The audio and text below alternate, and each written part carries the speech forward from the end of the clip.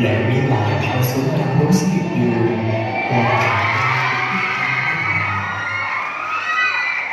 แผ่นดินไทยนี้แดนอัญมณีแห่งแม่น้ำของมีเสียงแค้นเสียงกองทางยิ่งของประเพณีที่เป็นเอกลักษณ์ของแต่ละเผ่าชนพระขวัญบุญทินเจียงบุญกระเร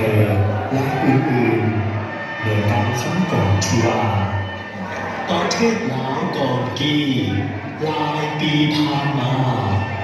มีห่วยน้ำผู้ผาประเพณีกล่าวไว้อายเอื้อน้องเอื้อน้อยลายเท่าห่วงอุทธรทุงสักลาวหูแจ้ง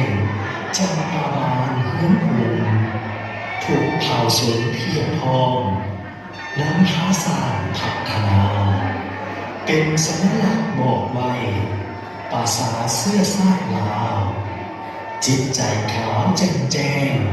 เฮียบของที่สูงส่งล้นสู่เหนือและใต้ทั่วแคว้นแดนลาวจำปาเลย